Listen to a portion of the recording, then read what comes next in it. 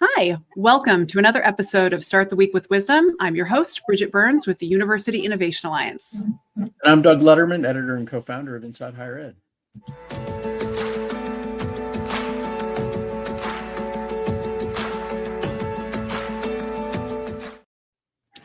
Each week, Doug and I team up to have a conversation with a leader in the field, typically a sitting college president or chancellor, to try and distill a sense of their perspective and their wisdom to share with you at home and hopefully give you a little inspiring idea, perspective, or insight to start the week out. That's why we call it Start the Week with Wisdom. And this week, actually all weeks, Weekly Wisdom is sponsored by Mainstay, formerly known as AdmitHub, the student engagement retention platform that has proven that what they do actually works through the thing we all wished that all ed tech companies did, which is peer-reviewed research, where they actually have third-party evaluations and publish those results. So they've helped Georgia State and a variety of other institutions make significant progress. The Georgia State example we often cite is the 21% reduction in summer melt. And in a separate study entirely, they were able to help them retain 1,200 students that they would have otherwise lost. So always great to have an ed tech company that, again, submits their data for someone else to prove that it works. And when it does work, we love to be able to celebrate that work. So if you want to check out more, go to mainstay.com. Thanks to them, we're joined this week by the president of BridgeValley Community and Technical College in West Virginia, Casey Sachs. Welcome. Before taking that role, President Sachs was deputy assistant secretary for community colleges at the U.S. Department of Education, where she led the work around workforce development, career and technical education, adult education, and prison education. Welcome, Dr. Sachs. Great to have you here. Thank you. It's a pleasure to be with you both today. Well, we're excited to get to know more about you. I mean, I think it's such an interesting perspective you probably bring to the work in terms of having served at the federal level and then coming back grounded, to the institution to actually work directly with students, with faculty, with staff. I would just kick off by first, is there anything about that experience serving in the federal government that for you has influenced how you think about the presidency or how you operate as a president? I'm just super curious about that. Yeah, it's a great question. I think serving at Ed really did give me some different perspectives than some of my colleagues have. When they have negotiated rulemaking, I understand what I'm watching for, what I'm looking for. I understand federal grants a lot better than a lot of my colleagues seem to. I think working at Ed really gave me some insight about how policy is actually made. And one of the things that I keep seeing over and over again is that higher ed doesn't advocate for itself the same way lots of other sectors do. I'm on a board for the home builders, and the home builders and construction industry lobby and advocate and have PACs and do things really differently than we do in higher education. So coming from a state and then going to work at the federal government and then coming back to a state, I do have some unique perspectives now. That is, I'm curious. Go ahead. No, it's just like, that is a really good observation. And somebody should make a big deal about that, or someone should do. And it's always someone else. Yeah. I'm curious how you think about, again, you serve statewide also, right? And I'm just curious how you think about the role of an individual institution I think one of the challenges in this industry is the struggle to get systemic movement because of how individually most institutions operate. Sometimes they're parts of a state system of some kind, but most leaders of institutions are advocates for that institution. And I guess I'm just curious how you think about both the strengths and the weaknesses of that, or the problems that creates for the whole, and also the advantages and just how that shapes your leadership of a specific institution. It's a terrific question. So it depends on what the issue is or what's going on. I can think of a couple of grants that West Virginia has been successful doing because we took a statewide consortium approach.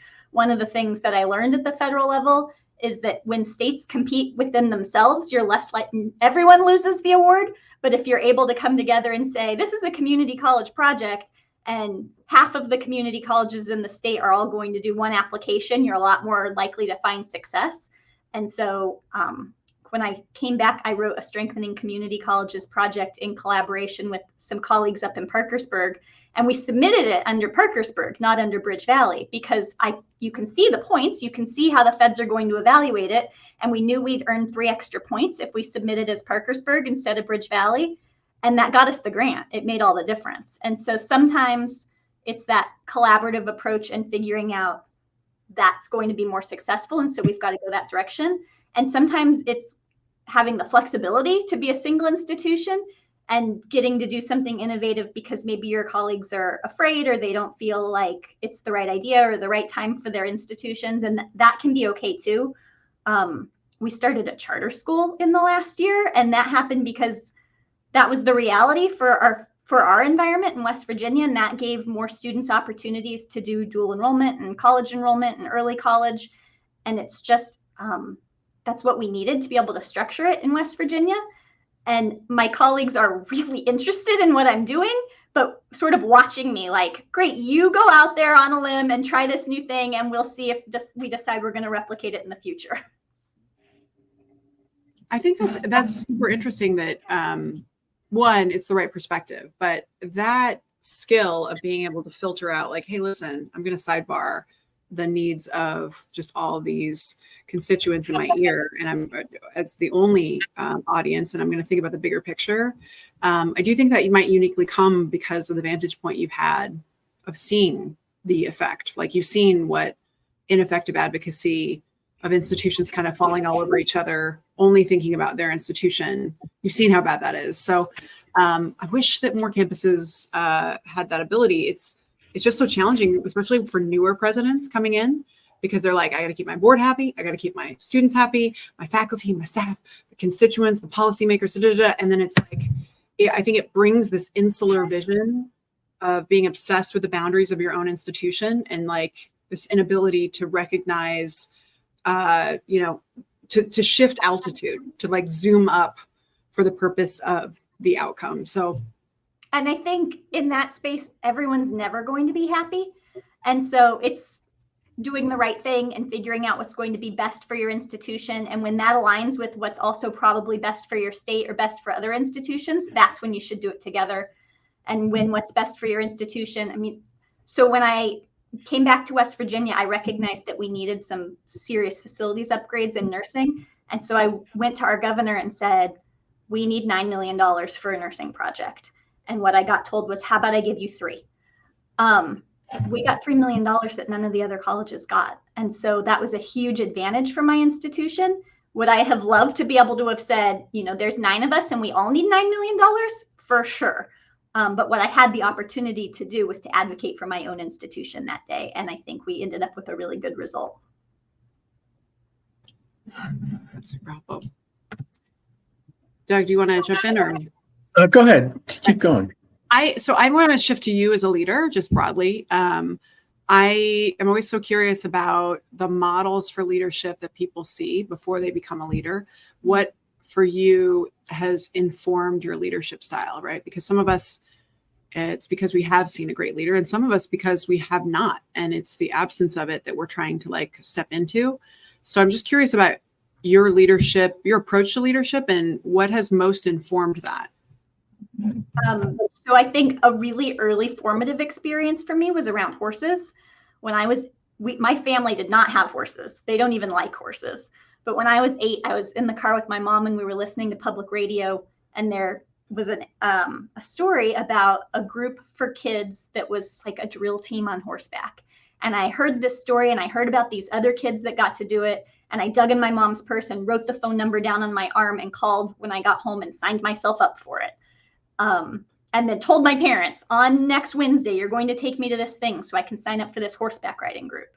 And it was something that I did from the time that I was 8 until the time I was 18.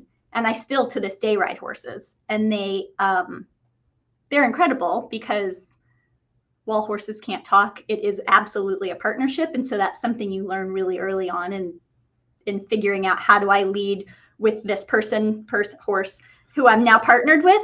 But the drill team part meant that I was with a lot of other kids, and we were riding at speed, running around arenas, trying not to run into each other. And it meant that safety was an immediate issue, that listening to each other was an immediate issue.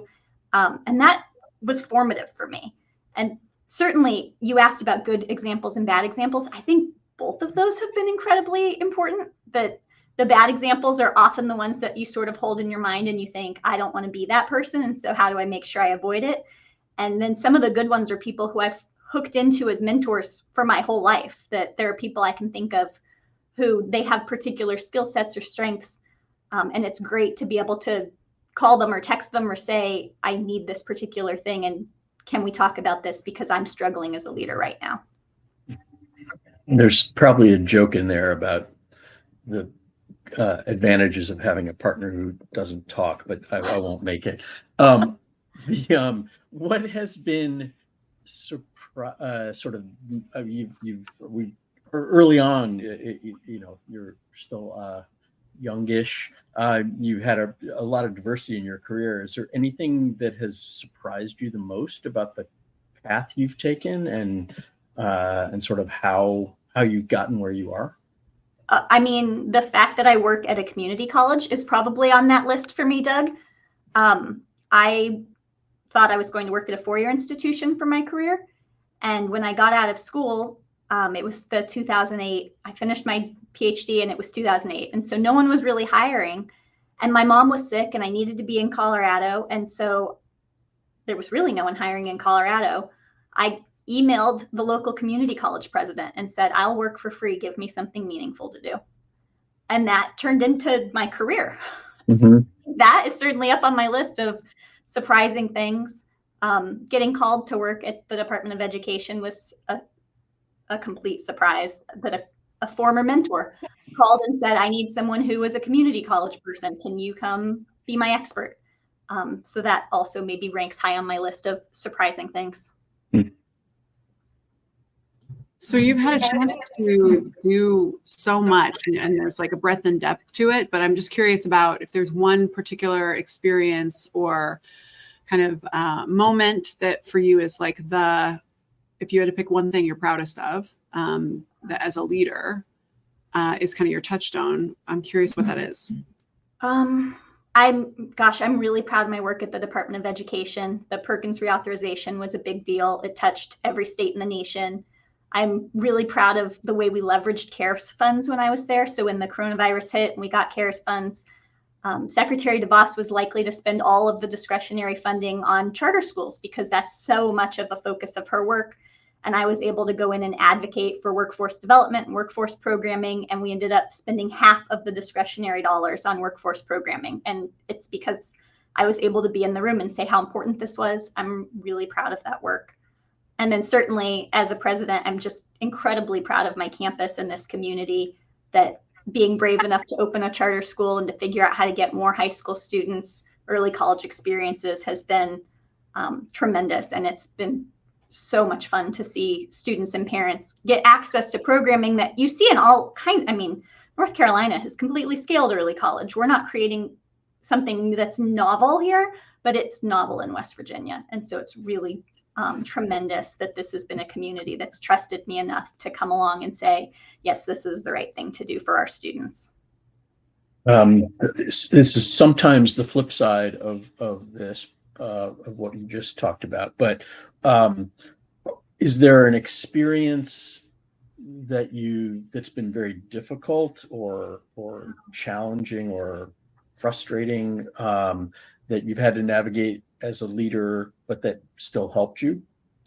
I think being a college president is one of those jobs that you can go through leadership development and training, and there's certain core aspects, enrollment, faculty development, working with your community are things that people sort of prepare you for and talk about.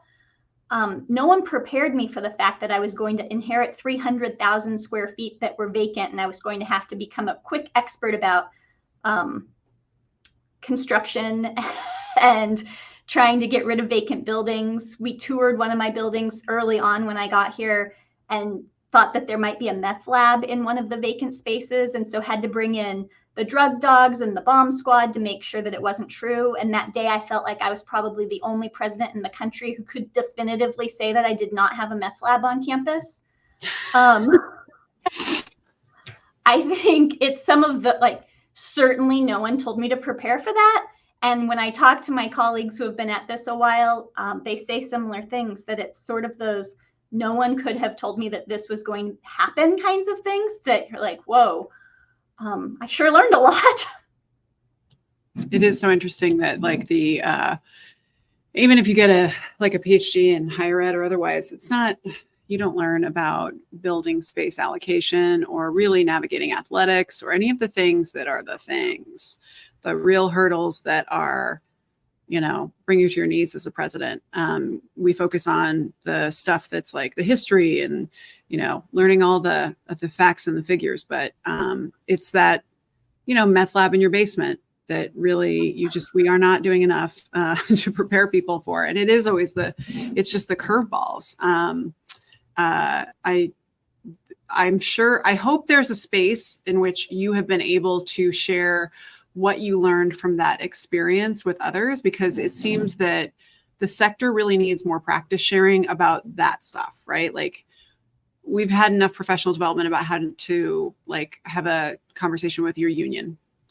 But it's the weird things that we don't pass that wisdom on that would be valuable. Have you had a chance to like, are there any spaces that you have had, like where one of my favorite groups, I was, the Aspen Institute does a community college president professional development, and I was in their inaugural cohort, and that group of other professionals have been hugely important for me. That it's such an incredible network, that they're people who I respect so very much, and they're people who we do that with each other. It's like, can you believe this is going on in my state? Or has anyone ever seen some version of whatever this is?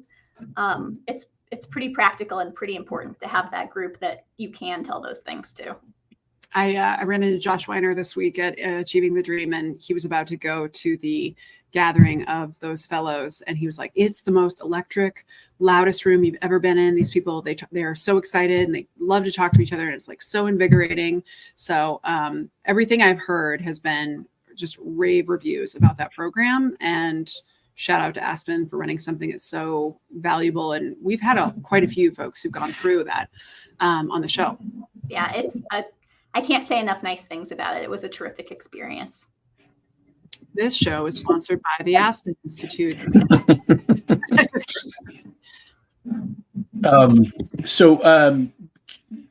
Curious about where you talked about some sort of formative experiences. Are there pieces of advice? Is there can you share the best advice you've gotten in your career? And if you know who it was from, if that's relevant, and how it affected you. Well, certainly related directly to this work, Bob Templin said, being a leader, being a college president is just making decisions over and over again. That's the whole job. And I think his quote for all of us is, make a decision and make it right. That there's no perfect decision. There's no perfect way of doing it. And once you've decided, then make that be the right decision and move forward, because you can't keep worrying about it for forever. I received that same advice from Michael Crow. I wonder if they, I was like, what is being a leader? And he's like, it's just, you make decisions. You have to be willing. Most people don't. Most people won't. Over and over and over. I am curious about, I was just listening to the book Decision Time, which is about like, you know, decision, the process by which people make decisions, how to do it effectively. When you get a really complicated decision, do you have any strategy about supporting yourself to be as effective and frankly efficient about making decisions as you can? Yeah, I mean, again, it sort of depends on what I'm dealing with, but it's bringing other experts into the room. If it's a college level decision, it's bringing my leadership council. It's about 30 people together and saying, here's the problem that we're dealing with as an institution. How do we fix it? If it's a legislative problem, it might be other college presidents in the state, and probably our state chancellor. It sort of has depended. My board is phenomenally great. So often it's calling on them for whatever their expertise are. You have a board, hopefully, so that they can support the institution and really be a great sounding board. And I am really lucky that I have some incredibly supportive board members who care so deeply about this community. And they say, you know how to president, but we know how to do all, like, they're lawyers and business people and professional advocates. And so that's been so lucky. I love it. I want to just jump in with, you shared good advice that you've used, but you're now in a position where I bet a lot of younger folks ask you for advice about their careers or, what to do. What do you find yourself most frequently recommending beyond the advice that you just referenced? Read. I'm always sending my leadership team things to read and it's not just higher ed, although certainly it is the higher ed things that I sort of come into this space with an expectation that you read Inside Higher Ed and Chronicle this morning. And then after that, we can talk about whatever else is in the news, because those are the things that affect us. That it's even getting people to think about the stock market and the fact that we have a company in town that's building buses that are electric vehicles, and how a decision that's made from the EPA about electric buses is going to affect legislation that's going to happen here in town and the 600 people who are trying to train for that particular facility. And so it's just connecting those dots and helping other people connect some of those dots. That's incredibly important. And I constantly am signing my team up for all kinds of things. So they're going to networking events, they're going to conferences, they get asked a lot about, what do you want to do next? And in West Virginia, one of the things that you hear that is different from other places where I've been is that people want to stay here. And so they're looking for opportunities to be able to move up here. And I'm not threatened by that. I'm not insulted by that. I do mock interviews for people. I had a dean of students who was ready to be a vice president of student affairs, and a college down the street was hiring one. And so I called that president and said, I've got a person and he's ready for this next opportunity. How do we get him there? And so I think those kinds of things are really important. And that gets around. It turns out it was novel in this college to have the president set up mock interviews for you. And so now I find myself doing that kind of a lot, but I think it's really important, because then you can coach people into how can you be more successful in this role and find yourself in the position that you really want to be in. That's great. So last question, is there a leadership book that you have read at some point that has most helped, or is there some book that you can recommend to our audience that has for you been most useful, that you find yourself most recommending? Gosh,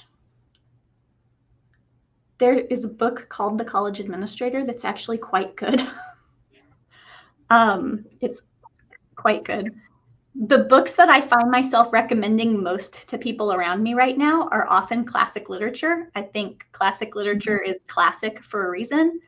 And depending on what you tell me is going on with you, I will come back with, have you read Tolstoy?